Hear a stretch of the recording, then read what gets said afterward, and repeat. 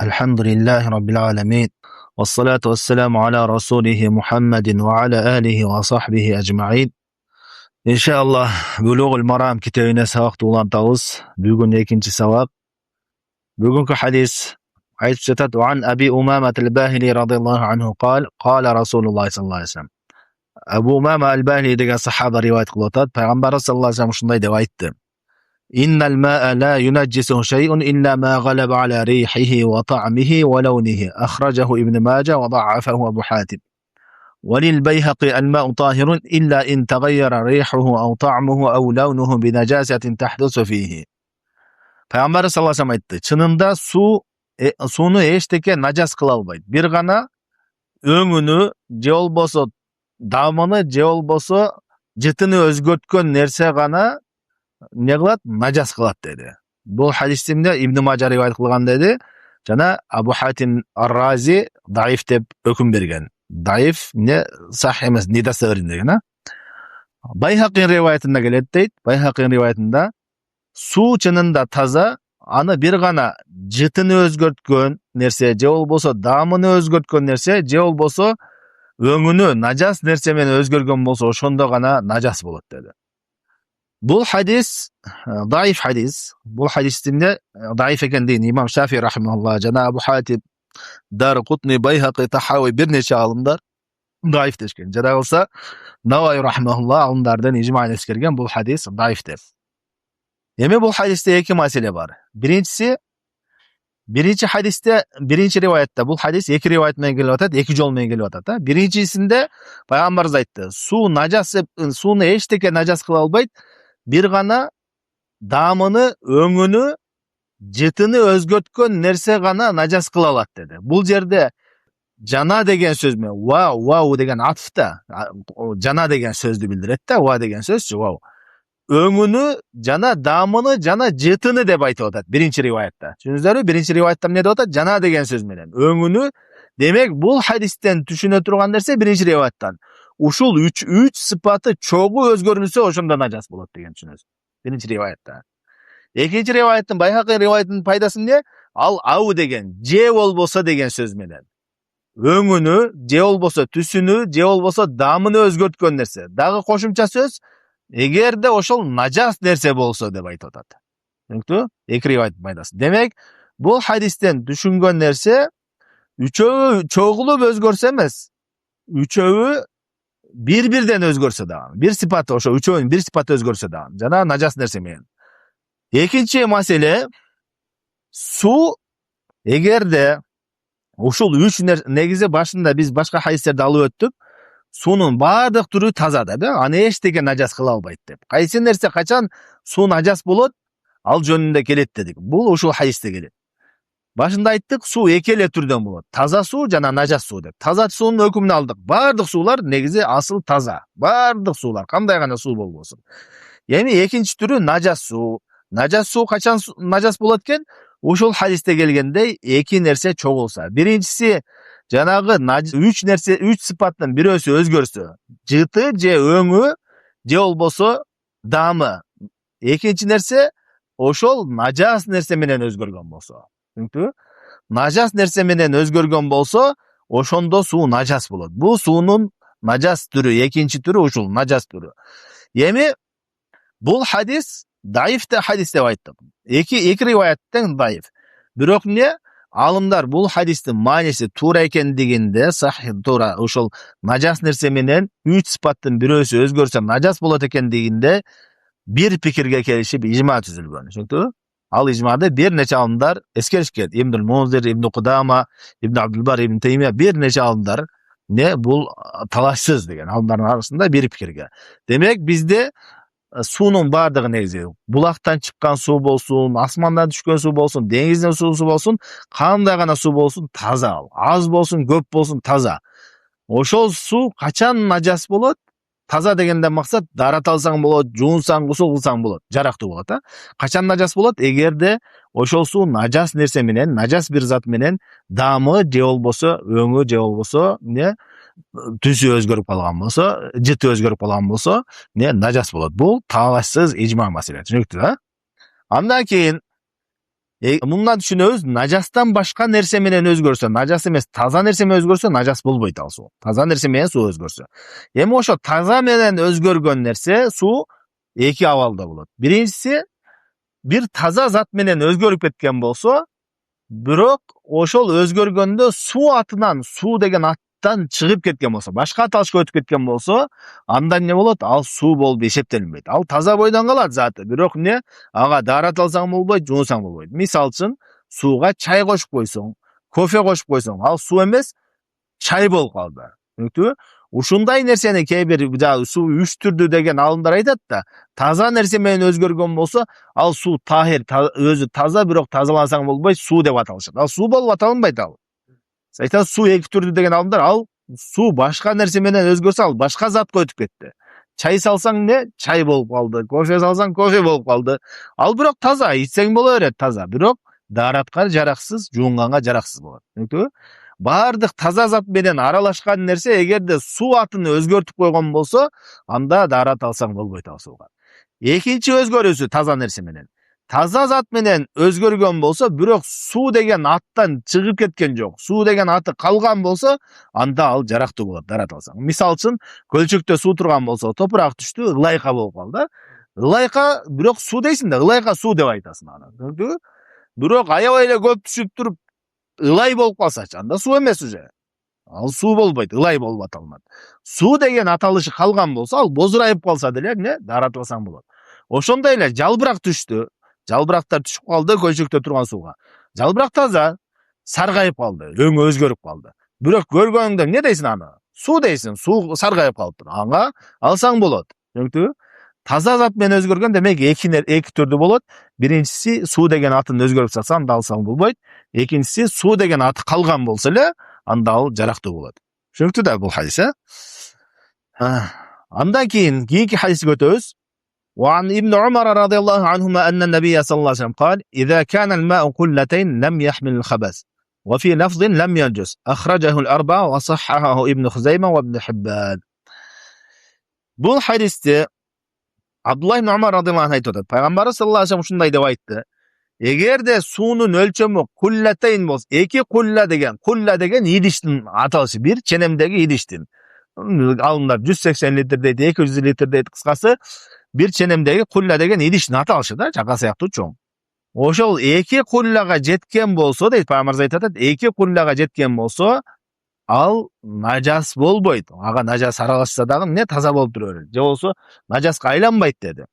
Бул хадисте ахражахул арбаа. Арбаа дегенде ким дедик? Төртөө риваят кылган десе, төртөө китебинде келген десе, кимдер дедик? Жок.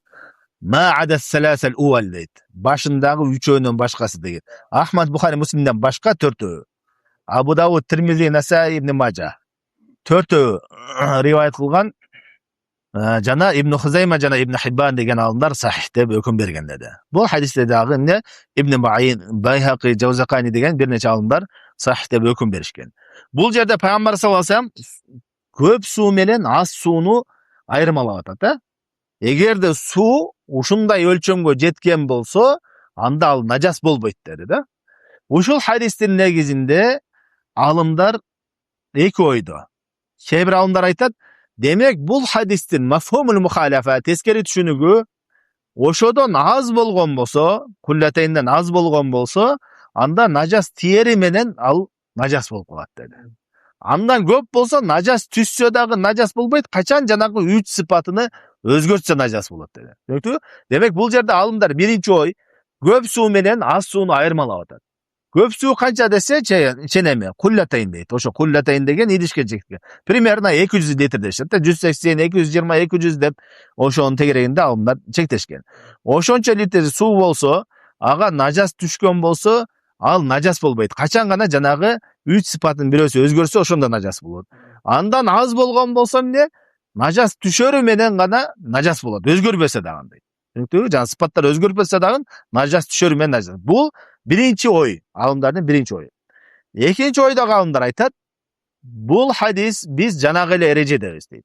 Суу аз болсо дагы, көп болсо дагы najас түшүп 3 сыпаттан бирөөсүн өзгөртсө гана najас болот.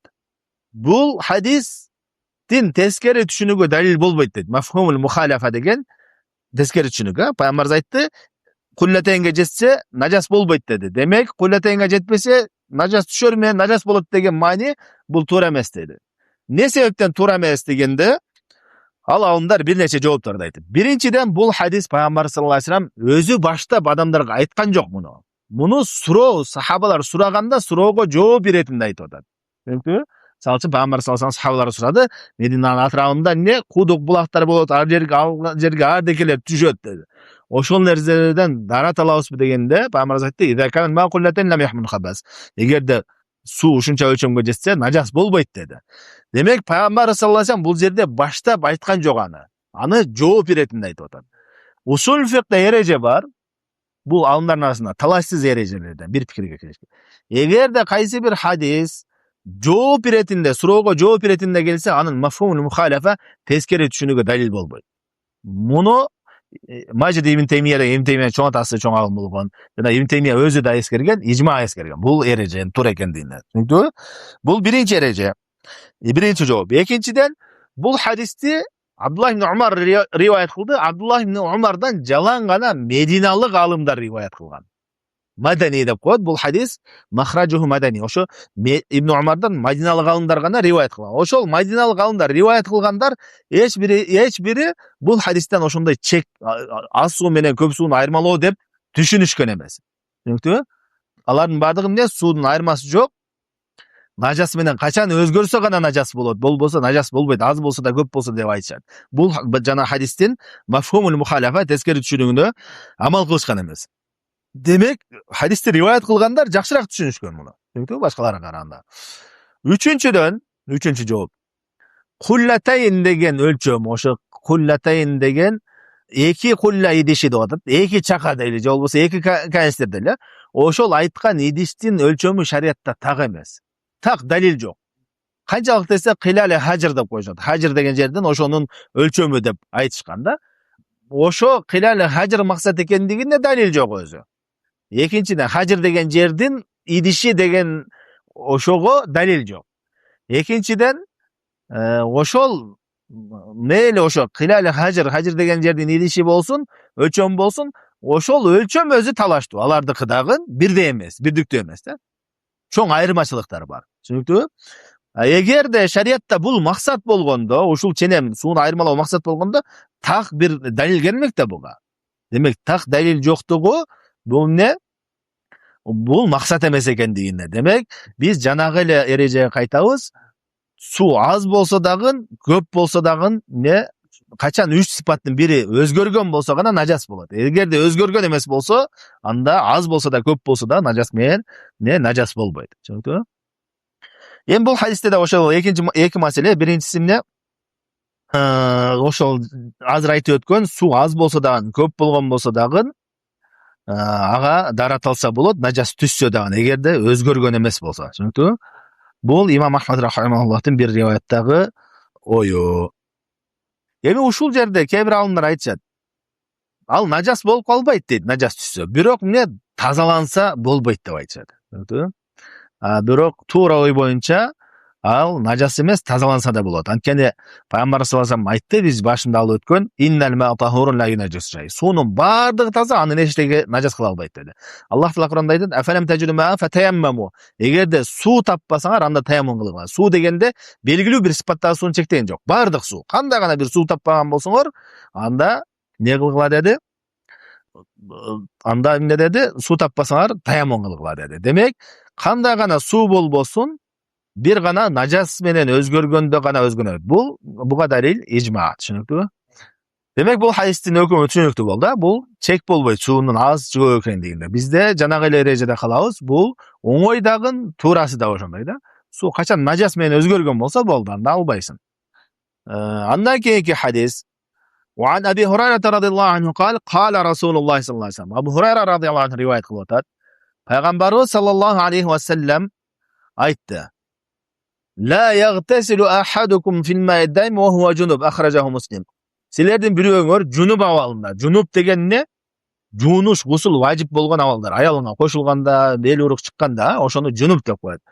Junub bolgan awalda акпай туруктуу болгон сууга түшүп жуунбагыла dedi. Түшүнүктүбү? Бул Сахih Муслимде келген. Бухари риваятында дейт.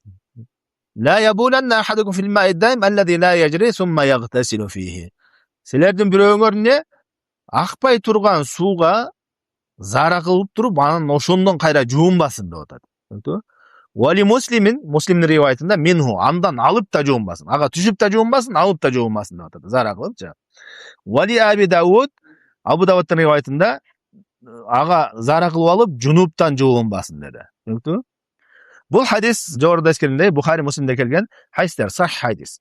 Эми бул алым бул хадистин алып келүүсүнүн максаты Шафии мазхабында да Ибн Хажар рахмалла, Шафийлердин оюну баяндаш үчүн колдонулган сууга дарат алса болбойт экендигини, колдонулган сууга таза эмес экендигини, мындай дарат алса болбойт экендигини баяндаш үчүн алып келип атат бул хадисти. Колдонулган суудан максат кайсы десе, дарат алганда же гусул жунуптан жууганда денеңен тамчылап түшөт го. Ошол сууну колдонулган суу деп айтат. Же болбосо бир чакада идиште суу турган болсо, аз ваннага суу толтуруп алып туруп, чүмкөнүп чыккан болсоң, ошонун ичинде жуунган болсоң, ошондон калган сууну колдонулган суу деп айтылат. Түшүнүктүбү? Ошо сууну дарат алса болбойт экен, же жунуптан тазаласа болбойт экендигини баяндаш үчүн бул хадистерди алып келди. Түшүнүктүбү? Эми ошого 3 риваятты алып келди. Туруп турган сууда жуунбасын деди, жана ошондой эле акпаган сууга жуунбасын, ага зара кылбасын, жана акпаган сууга жуунбасын деди. Бул хадистерге жуунбасын, ошо туруп турган сууга жуунбасын деген хадистерге эки абал кирбейт. Биринчи абалы суу агып турган суу болсо, арыкта болсун, башка болсун, агып турган болсо, буга кирбейт. Ага эми зара кылып жуунса деле, же болбосо жунуп абалында деле чүңкөнүп жуунса болот, агып турган эмеге. Түшүнүктүбү? Экинчиси, эгерде суу аябай көп болсо, көптүгү ченеми канча, бир башыны кыймылдатсаң, экинчи башына жетпей турган деңгээлде. Толкуну барып жетет го. Ошондой жетпей турган деңгээлде, ошондой көлөмдө суу көп боло турган болсо, жунуп абалында чүңкөнүп жуунса болот. Мисалы, бассейндердин суулары да, чоң бассейн сендердин суулары болот го. Ошо бул экөө кирбейт да бул хадиске, максат эмес. Бул эмне? Алымдардын арасында талашсыз ижма. Түшүнүктүбү? Эми бул жерде алымдардын арасында талаш болгон маселе ошол көп эмес, куллетейинден жана азыраак болгон сууга, токтоп турган сууга ага жунуп абалында түшүп жуунса болбойт деди, жана зара кылып ага жуунса болбойт деди. Ошол пайгамбарыбыз саллаллаху алейхи вассалам бул жерде кайтарганда эмне себептен кайтарды деген нерседе алымдардын арасында эки ой бар. Биринчи ой айтат, анткени ал суу нажас болуп калат. Нажас болуп калат. Ошон үчүн ал колдонулган суу нажас болуп калат дагы, ага уже жуунсаң, дарат алсаң болбойт. Ошон үчүн кайтарды дейт. Экинчи ой болсо, кайтаруудан максат ал суу таза болуп калбайт деген максатта эмес, нажас болуп калат деген максатта эмес, макрух иретти мындай. Нажас болуп калуу коркунучу бар. Бузуп калуу коркунучу бар. Ал даратсыз ага жуунгандан кийин кайра даратка жарабай калат деген маани жок бул жерде дейт. Жуунгандан кийин эле ал не нажас болуп калган эмес болсо, булганып калган эмес болсо, жарактуу боло берет башка эмели башында алган эрежедей. Ошол себептен эмне? Бул жерде этияттык үчүн кайтарды дейт да. Түшүнүктүбү? Эми бизде ушул алымдардын эки ою бар да. Ушул эки ойдо болгондо экөөнүн бирөөсүн тандаш керек. Азыр хадистен кайтарылгандан эки ыктымал бар. Биринчиден, ал суу кайра дарат алганга жараксыз болуп калат деген түшүнүк ыктымал бар. Экинчиси болсо, этияттык үчүн кайтарылган, нажас болуп калуу коркунучу бар деген кайтаруу ыктымал бар. Эми алымдар эреже эшкеришет. Усул фик эрежеде. Эгерде бир далилден эки ыктымал болуп аткан болсо, ыктымалдары бирдей болуп аткан болсо, анда бул экөө тең далилге жарабайт дейт. Биз эмне башка далилдерге кайтышыбыз керек дейт. Түшүнүктүбү? Себеби сен жок бул далилсиз эле мунун жараксыз, бул ыктымал туура деп кайта албайсың да. Экөө тең ыктымал бирдей болот. Бул да болуп калышы мүмкүн, бул да болуп калышы мүмкүн. Экөө тең амал кыла албайсың. Бирөөсү туура болот сөз. Демек бул жерде эмне? Биз башка далилге кайтышыбыз керек. Башка далилге кайта турган болсо эмне болуп атат? Пайгамбар саллаллаху алейхи вассалам айтып атат: Innal ma tahurun la yunajjis. Suunun bari taza, ana eçteke najas kıla albayt dedi. Demek su jaraktуу. Ошондой эле жанагы аят, фалем тажума фатаяммам. Эгерде су таппасаңар, анда таяммум кылгыла dedi. Demek tuurara koyun eкен, al жерде жанагы мустамал колдонулган су, колдонулган даратка, жунупка колдонулган су кайра даратка жараксыз болуп калат деген маани үчүн эмес, этияттык нажас болуп калуу коркунучу бар, ошон үчүн сактангыла деген кайтаруу болуп атат. Бул кайтаруу негизи кайтаруу шариятта арамга далил болуш керек эле. Бирок шариятта башка да бир эреже бар. Эгерде кайсы бир кайтаруу этияттык үчүн, этияттык үчүн кайтарылган болсо, ал макрухка далил болот, карахага. Түшүндүңбү? Буга толтура мисалдар бар. Мисал үчүн Пайгамбар саллаллаху алейхи вассалам башка хадисте айтты: "Силердин бирөөңөр уйкудан турган болсо, ал идишке колун салбай туруп 3 жолу жуусун" дейт. Мисалы үчүн идиштен колуңду салып алып жууа турган болсоң, биринчи колуңду 3 жолу куюп жууп ал дейт. Анткени ал түнү колу кайда жатканын билбейт dedi да. Бул этияттык үчүн. Ачык түрдө арам деген жок. Ошондой эле орозонун мисалы үчүн Шабандын бүгүн 30-у же орозонун 1-и деп шектүү күн болот го, биз орозо сабанда өткөнбүз. Ошондой болуп, күн бүркө болуп, ай көрүнбөй калган болсо, эртең күнү Шабандын 30 күнү болуп калышы мүмкүн, же болбосо орозонун 1-и болуп калышы мүмкүн да. Себеби ай көрүнбөй калды, жана күн бүркө болупчу. Ошол учурда дагы этияттык үчүн орозо кармап коюу мустахаб, сүннөт. Демек, этияттык үчүн болгон нерселер шариятта же макрухка же мустахабка далил болот. Ошон үчүн бул жерде Пайгамбар саллаллаху алейхи вассаламдын кайтаргандыгы колдонулган суу жараксыз деген мааниде кайтарган жок. Ал нажас болуп калуу коркунучу бар деген себептен кайтарды. Бул ойду эмне? Имам Малик рахмахулла ошондой карманган.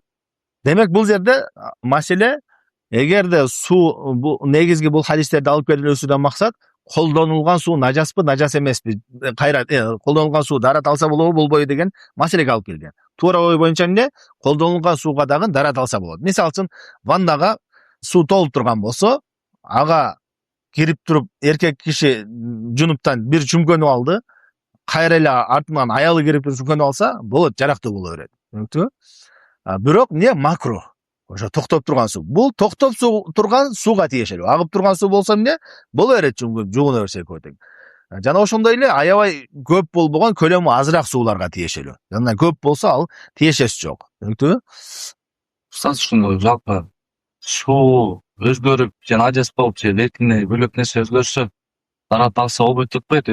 Дарат алса жараксыз болот, алдай туурабы? Ооба, жараксыз болот. Ал дарат жараксыз болот. Гусул алсаң гусул өтпөйт. Ал суу көтөрбөйт. Даратсыздыкты, нажасты көтөрбөйт денеден. Түшүндүңбү? Жыйынтыктай турган болсок, азыркы хадистерден. Пайгамбар саллаллаху алейхи вассалам жунуп абалыңарда сууга чүмкөнбөңүлө деди. Жана токтоп турган сууга чөмкөнүп ошодон жуунбагыла деди. Зара кылып, анда жуунбагыла деди. Бул биринчиден бул хадиске аябай көп болгон көлөмдөгү суулар кирбейт. Экинчиден агып турган суу кирбейт. Үчүнчүдөн ошону бирөө кылып койгон болсо, ал не даратсыздыкты туура ой боюнча көтөрөт, кайра колдонсо болот анычы. Бирок макрух болуп эсептелет. Түшүндүңбү? Туура ой ушундай, Аллах алам. Эми андан кийинки хадис. وعن رجل صاحب النبي صلى الله عليه وسلم نهى رسول الله صلى الله عليه وسلم أن تغتسل المرأة بفضل الرجل أو الرجل بفضل المرأة وليغترفا جميعا.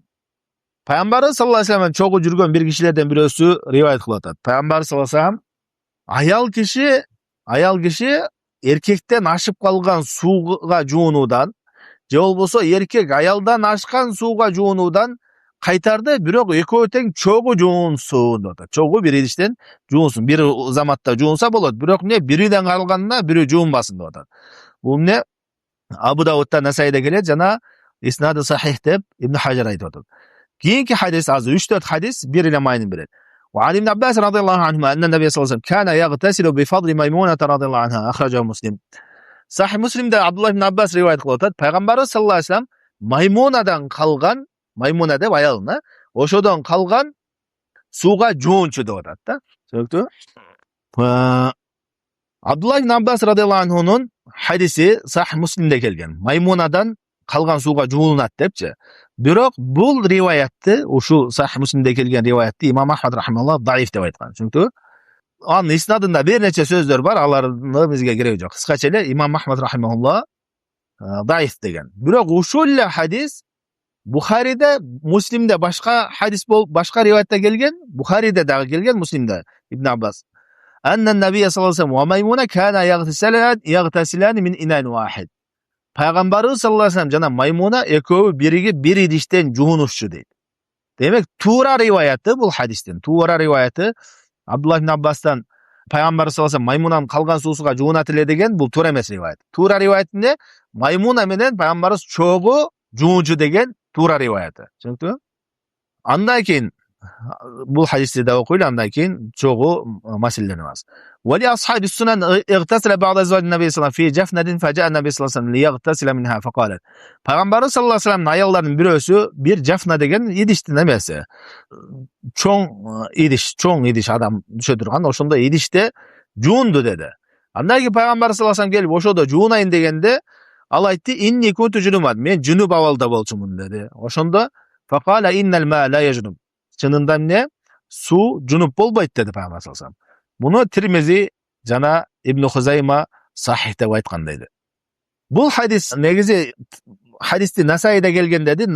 Nasai'de dagı bu gelgen emes turası İbn Hajar'ın hatası jana İbn Huzayma rahimahullah dagın bunu sahihte hüküm berdi odat. Bu dagı tur emes kata İbn Huzayma ne sahihte hüküm bergen emes. Bu hadis daif hadis İmam Ahmad, Abu Hatim, Daraqutni degen bir neçe alımlar daif dep hüküm bergen. Çünkü bu akırkı rivayette. Peygamber sallallahu aleyhi ve sellem juunayın degende su junup bolbayt degende. Yeme bu jerde jalpı hüküm kanday degende bu jogorda eskerilgen hadislerinin bari hükümü kanday degende bir ayal misal üçün bir suga tüşüp koldan juungan bolsa oşol suunu artынан barıp erkek juunsa bolboyu andaratın götürbeyi je bolbosa naborot erkek juungandan keyin barıp ayal oşoga juunsa oşonun darasыздыгын ketirbeyi degende ушул маселеге байланыштуу hadis. Hadis aytты да, Peygamber sallallahu aleyhi ve sellem aytты, sahih hadisten ne deyotat? Ekovi birbirine juunbasın dedi. O hadis sahih dedik. Oşogo al hükümde aytardan burada birinci talassız yerlerini belgilep alışınız gerek. Tahrir mahalli nizada koyat. Birinciden talassız yerler eğer de ayal menen erkek bir idişten çoğu juungan bolsa анда экөөнүн тең дараты жарактуу болот жана гусулу жарактуу болот. Bir учурда чогуу жуунган болсо.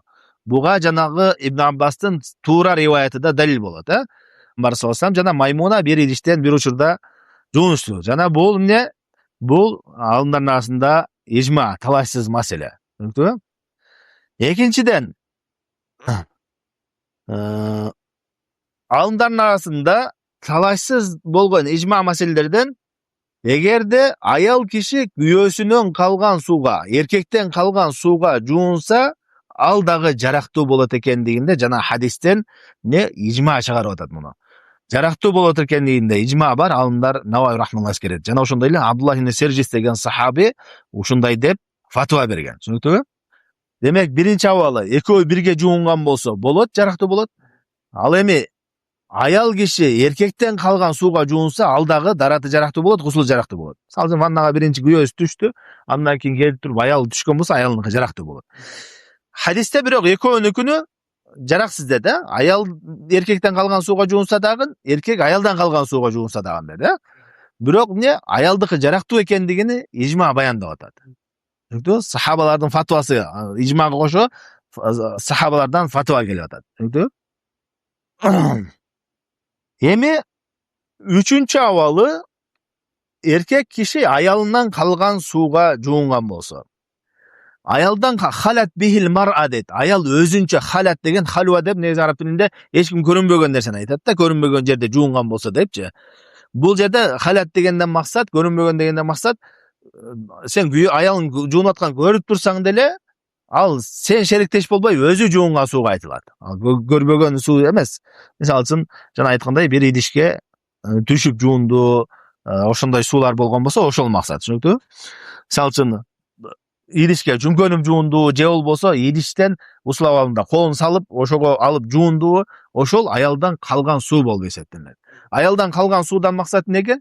Bir idişte турган болсо ошого түшүп жуунган болсо, же болбосо ошодон колун салып алып жуунган болсо ошол аялдан калган суу болот. Ал эми мондай куюп жуунган ал андайга кирбейт. Кумганда турган болсо, куюп аткан болсо ал тиешеси жок. Түшүнүктүбү? Ушундай сууга эркек киши жуунса болобу болбойбу дегенде, биринчиден ал суу нажас эмес, таза. Нажас эмес дегенден кийин аял ага кайра жуунса боло берет ага. Өзү экинчи жолу да жуунса. Ошондой эле ага башка аял жуунса боло берет. Башка аял жуунса аныкы да өтөт. Үчүнчүсү эмне? Эркек жуунса жана хадистин негизинде болбойт. Түшүнүктүбү? Ал сахих хадис. Эркек киши аялынан калган сууга дарат алса же жуунса болбойт.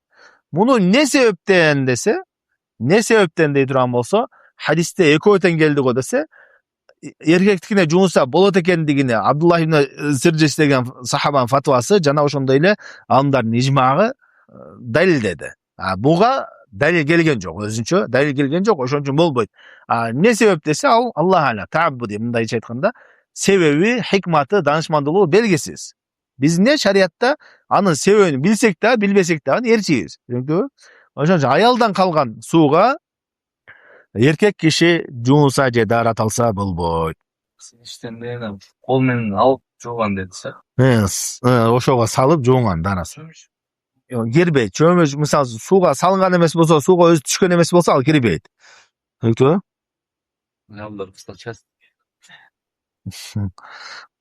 Көп нерселер, мисалы үчүн шариятта тааббуди деген нерсе бар. Анын ибадат иретинде шариятта келди буйрук, ошону амал кылабыз. Анын не себептен экендигини баяндаган жок. Түшүнүктүбү? Эми кийинки хадис. Ван Аби Хурайра радhiyallahu anhu кал. Түшүнүктүү эле болот абы? Түшүнбөгөн жерлер болсо сурай бериңиздер, токтоп, өтүп кете бербейли. وعن أبي هريرة رضي الله عنه قال قال رسول الله صلى الله عليه وسلم طهور إناء أحدكم إذا ولغ فيه الكلب أن يغسله 7 مرات أولاهن بالتراب أخرجه مسلم وفي لفظ له فليرقه وللترمذي أخراهن أولاهن بالتراب. Abu Hurayra radhiyallahu anh rivayet kılıp atat. Peygamberimiz sallallahu aleyhi ve sellem aytты. Эгерде силердин бирөөңөрдүн идишиңерди ит жалап кое турган болсо, аны тазалоонун жолу 7 жолу жууңар, биринчисини топурак менен кылуу деди. Сахих Муслимде келген деди. Башка бир риваятта аны төгүп салсын деди суусунучу. Тирмизи риваятында биринчисини же болбосо акыркысыны топурак менен деди. Бул хадисти алып келүүдөн максат, эгерде ит сууну жалап кое турган болсо, ал суу нажас болот экендигини баяндаш үчүн алып келди. Чынында эмне? Ит жалай турган болсо, ал нажас болот. Бирок бул алым алып келгендигинин максаты, бул аз сууну жалап койгон болсо, жалары менен ал өзгөрбөсө нажас болот деген майнда алып келип атат. Негизи туура ой боюнча эмне? Качандыр өзгөргөн болсо, ошондо нажас болот. Түшүнүктүбү? Ал 3 сыпаттын бирөөсү өзгөргөн болсо. Бирок аз суу болгон болсо, иттин шилекеи менен өзгөргөнү билинбейт. Ошон үчүн төксүн деп атат ал. Аз суу болсо, ал түсү эмес өзгөргөнү билинбейт дагы. Ошон үчүн эмне? Төгүп салсын деп атат. Бул хадисте биринчиден иттин шилекеи нажас экендиги далил болот. Анткени Пайгамбар саллаллаху алейхи ва саллям тухури ина яхадукум, силердин идишиңердин таза болуусу деди. Биз башында айтып өттүк. Тахара деген, тазалык деген сөз шариятта 3 майда колдонулат дедик. Биринчиси эмне? Ошо нажас нерседен тазалануу айтылат. Бул көбүнчө ушундай колдонулат дедик. Экинчиси болсо жөн эле тазалык иретинде. Ал дагы эмне? Ал азыраак колдонулат. Эми ушул хадисти Малики мазхабында иттин шилекеи таза дейт, нажас эмес дейт. Бул хадисти айтсаң, алар бул тазалык иретинде буйруган, нажасты тазалоодон буйруган жок, жөн эле тазалык иретинде деп айтат да. Биз айтабыз, усул фикта бул көбүнчө негизи шариаттын термининде тухур, тазалык деген кайсыга колдонулат десе, нажастан тазаланууга. Демек усул эрежеде минбаби захир, көпчүлүк учурда колдонулган майниде түшүнүш керек, нажасты. Демек бул нажас. Түшүнүктүбү? Туура ой боюнча нажас. Экинчи маселе, бул иттин шилекейине гана тиешелүү эмес. Иттен бардык чыккан нерселери нажас. Тезеги болсун, башка зарасы болсун, бардыгы нажас. Түшүнүктүбү? Каны болсун, нажас. Бул эмне себептен шилекейини айтты дегенде, көпчүлүк учурда шилекей менен эме болот. жалайт, ичтер жалайт, сууга аралашат. Ошол себептен көпчүлүк учурда колдонулган. Көпчүлүк учурда колдонулган хаража махражал галиб деп коет да. Көпчүлүк учурда колдонулган нерсени эскерсе, азчылык боло турган нерсеси буга кирбей калат деген маани бербейт да. Мисалы үчүн шилекей көп учурда болот да. Шилекейди эскерди, демек зарасы нажас эмес экен деген түшүнүк келбейт. Ал деле кирет баары. Түшүнүктүүбү? Андан кийинки маселе, бул хадисте улахунна бит-тураб. Биринчи риваятта не улахунна бит-тураб деп, биринчисини топурак менен жуусун деди. Бул Аллах алем ушу биринчиси деген сөзү шаз, мындай туура эмес. Биринчисин топурак менен жуусун деген риваят туура эмес. Башка анткени эме келип атат. Башкасында келип атат улахунна ухрахунна. Биринчисини же акыркысыны депчи.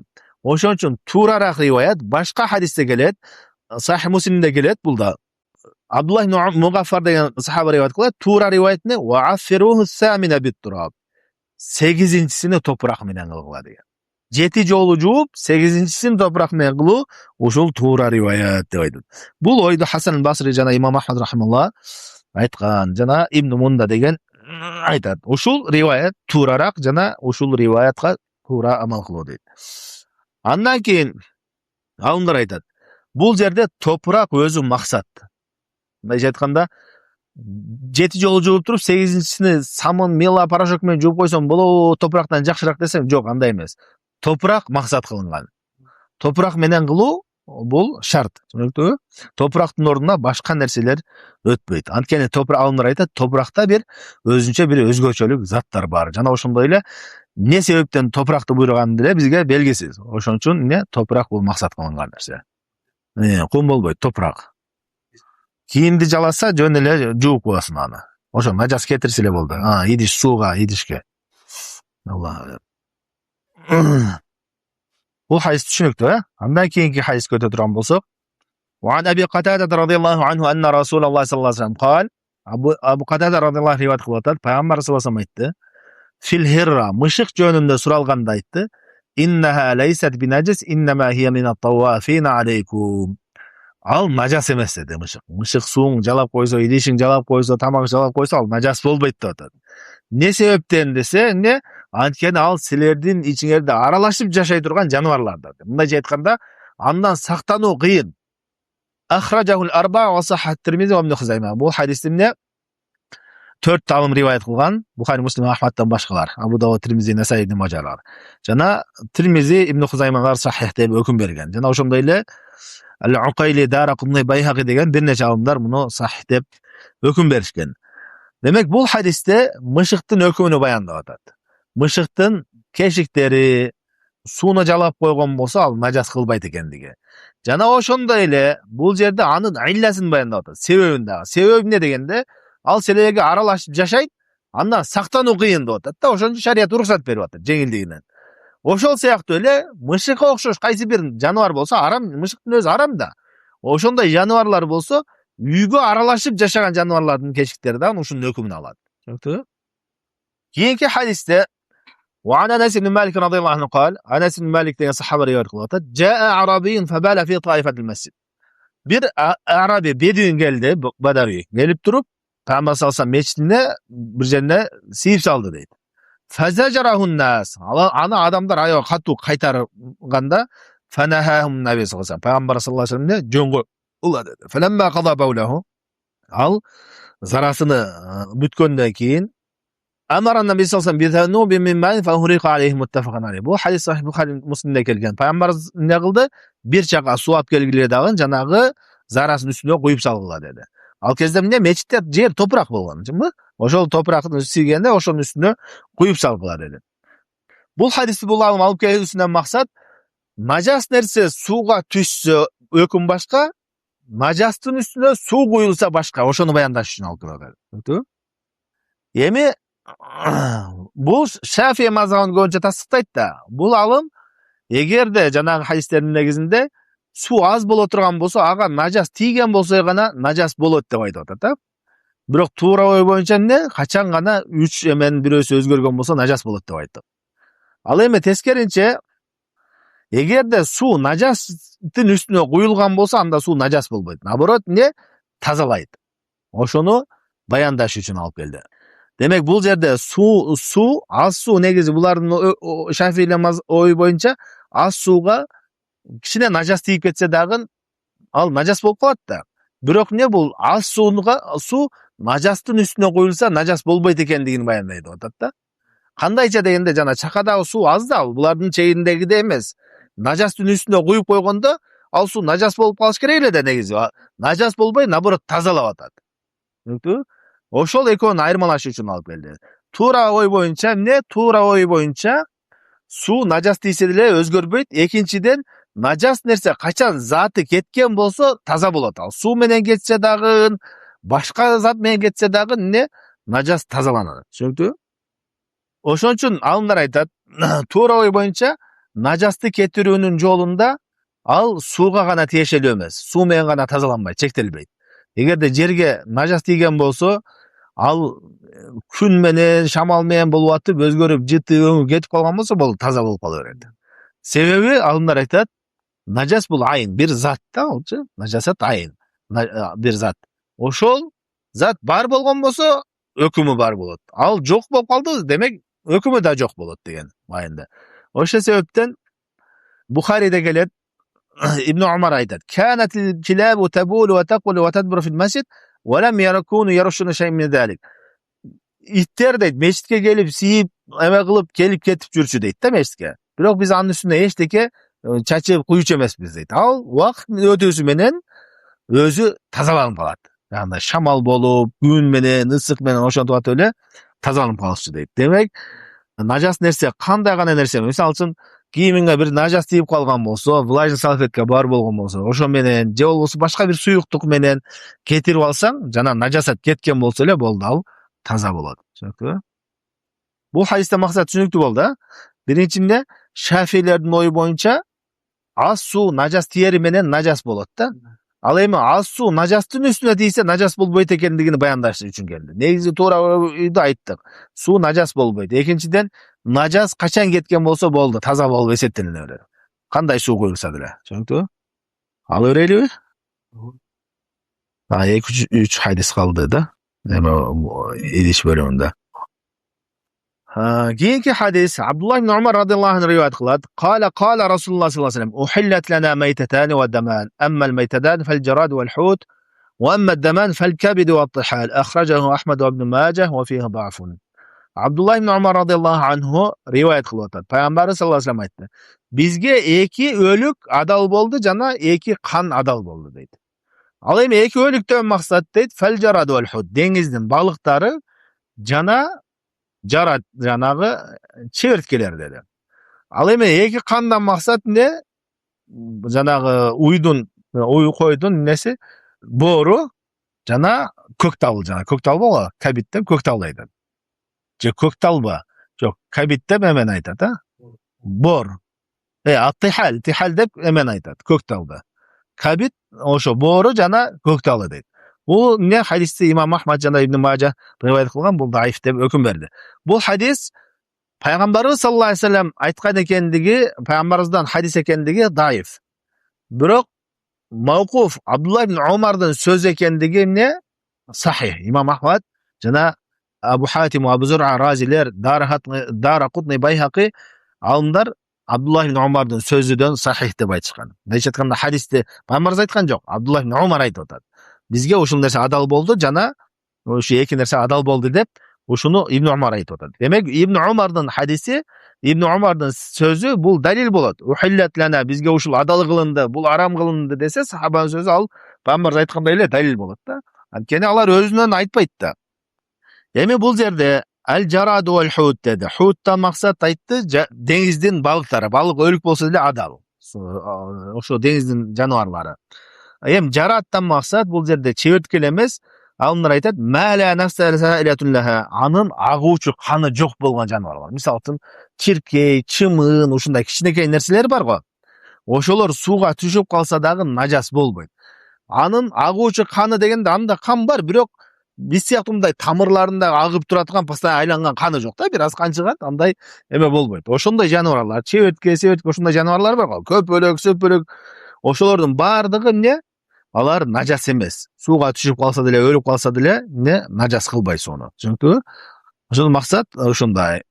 Жана ошондой эле чебертке бул таза. Бул жерде эмне башка эмелерде келет, чеберткени жээсе болот деген риваяттар келген. Бул алымдардын арасында талашсыз ижма. Түшүнүктүбү? Чеберткелерди кууруп жей берсең болот. Чебертке билбейм, Аллах алам, баардыгы эле го дейм. Чеберткелер. Саудиянын чоң башкача. Бак, кызыл чеберткелер бар да Саудияда. Ошолорду жешет. Чоң чеберткелер. Бул эми бизде суу бөлүмүндө болуп атат. Бул жерде негизи тамак өкүмдөр эмес, суу бөлүмү. Негизгиси ошол сууга түшсө ушул жаныбарлар нажас кылбайт деген маани. Түшүнүктүбү? Тамак бөлүмү да келет буюрса окуйбуз. Кийинки хадис ан Аби Хурайра радhiyallahu anhu кала Расулуллах саллаллаху алейхи ва саллям. Абу Хурайра радhiyallahu anhu риваят кылып атат, пайгамбар саллаллаху алейхи ва саллям: "Иза вақа'a зубабу фи шараби ахадикум фальягмисху сумма лянзиху, фа инна фи ахади жанахиhi даун ва фил ахари шифаун." Пайгамбарыбыз айтты, эгерде силердин бирөөңөрдүн суусундугуңарга чымын түшүп калган болсо, аны бир матырып туруп кайра алып салсын деди. Анткени анын бир канатында оору бар, бир канатында шифа бар деди. Бул Бухариде келген. Абу Давудтун риваятында ва иннаху яттака би жанахи аллази фиhi да. Анткени ал эмне жанагы оору бар канаты менен сакталынат дейт да. Ошонусун дагы эмне киргизип койгула деди. Бирок бул зиядасы, бул кошумчасы сах эмес, Аллах алам. Оору бар менен сакталынат деген. Туурасы биринде оору бар, биринде даба бар. Ошон үчүн экөөдөн киргизип койгула деп атат. Түшүнүктүбү? Бул дагы ошо чымын жана чымынга окшогон ошондой каны жок кичинекей жаныбарлар сууга түшсө аны нажас кылбайт экендиги жөнүндө келген хадис. Бул жөнүндө алымдардын арасында ижма бар, талашсыз, эч бир талашсыз маселе. Жана алар өзү дагы нажас эмес экендигинде, мисалы үчүн кийимиңе каны жабышып калды, эмес жабышып калды, ал нажас эмес экендигинде дагы эмне алымдардын арасында туура ой ушундай. Ал нажас эмес. Ошол жаныбарлар, чымын, сымын, чиркей, көпөлөк ошондой нерселер. Андан кийин бул жерде эмне, эгерде сууга түшүп калган болсо, аны матырып койгула деди. Бул алымдар айтат, муну мустахаб дейт, важип эмес. Эгерде чымын түшүп калса, ошону бир кайра киргизип алуу, бул эмне? Сүннөт, мустахаб деп. Бул да негизги маселелер бүттү ошо менен бул хадисте. Андан кийинки бөлүмдөгү акыркы хадис Ан Аби Вақид ан-Лайси радhiyallahu anhu кала Расулуллах саллаллаху алейхи ва саллям. Аби Вақид ан-Лайси радhiyallahu anhu риваят кылып атат. Пайгамбар саллаллаху алейхи ва саллям айтты: "Ма кути'a минал бахимати ва хия хайятун фа хува майитун." Бир тирүү жаныбардан тирүү абалында бир мүчөсүнү кесип алган болсоң, ал эмне өлүктүн өкүмүн алат дейт. Өлүгүн өкүмүндөй болот. Бир бутуну, бир жерин кесип алган болсоң, ал өлүктүгүндөй. Демек, өлүгү кандай? Нажаспы? Анда ал дагы нажас болот деген мааниде. Түшүнүктүбү? Бул хадис Абу Давуд Тирмизи риваят кылган. Бул хадис даиф, бул хадисти эмне Даракутни, Абу Хатим, Абу Зура Рази эки эмелер сахих деп, даиф деп айтышкан. Бирок мунун мааниси туура экендигинде алымдар бир пикирге келишкен.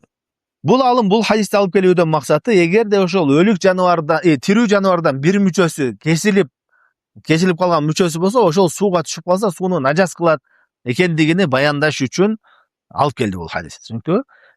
Бир койдун мисалы үчүн бир мүчөсүнү кесип алдың, кесип алып туруп сууга түшүп калган болсо, тирүү эле абалда, анда ал нажас кылат. Тирүү абалда кылган болсоң. Ал тирүү абалда кесип алсаң, өлүгүнүн өкүмүн алат деп атат да. Ошо часть. Эмне?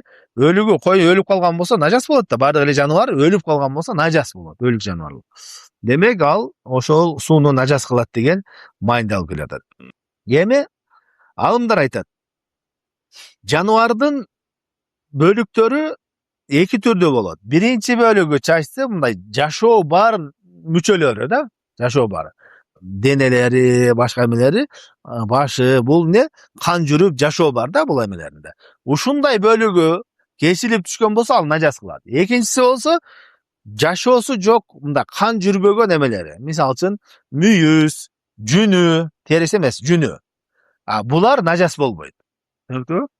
Бул эмелери, частьтары нажас болбойт. Ошондой эле нажас жаныбар болсо деле, анын ошондой бөлүгү нажас болбойт. мүйізі болсын, же болбосо эмне жүнү болгон болсо ал нажас эмес. А бирок териси нажас болот. Түшүнүктүбү? Алымдар айтат, эгерде алымдар айтат, ошол өлүк жаныбар, тирүү жаныбардан кесип алган мүчөлөрдөн 3 нерсеси нажас болбойт дейт. Биринчиси жана кандай мүчөлөр болсо, жүн, мүйүз сыяктуу болуп, жансыз мүчөлөрү болгон болсо, нерселери болгон болсо. Экинчиси болсо миск жанагандай газаль арабча эмне? Кийик, кийикпи? Газаль. Газаль. Газель. Ошо газелден миск алат. Ал эмне? Анын мындай бир эмесинде чогулуп, бир терисинде мындай чогулуп, май чогулат да, ошонусун кесип алышат, ошондон эң жакшы миск чыгат да. Бир өзүндө бир терисине мындай чоюлуп, ошака баягы эмелери чогулуп калат. Миск. Миск ошодон эң жакшы мисктер чыгат. Анда ал бир мүчөсүн териси менен кошо кесип аласың да. Бул эмне? Таза деп айтышат алымдар. Түшүнүктүбү? Үчүнчү нерсе, эгерде кайсы бир жаныбар качып кеткен болсо, мисалы үчүн уюң, коюң бир жаныбарың качып кетти, вообще тута албай жатасың, артынан кууп жүрөсүң да. Ошону барып туруп кармайм деп аңчылыкка окшош болуп калат да муну. Бир жерин кесип алган болсоң, ошол адал болот дейт. Качып кеткен жаныбардыкы. Түшүнүктүбү?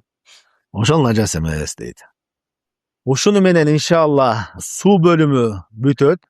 Бул башында айтып өткөндөй эле хадис китептеринде хадиске тиешелүү гана маселелер окулат. Фик китебинде биз окуганбыз суу бөлүмү бир топ узун да, буга карагандачы. Иншалла кийинки бөлүмдө ания идиштер бөлүмүн окуйбуз. Саллаллаху алейхи ва саллям аля хайр халқи Мухаммадин ва аля алихи ва сахбихи ажмаин.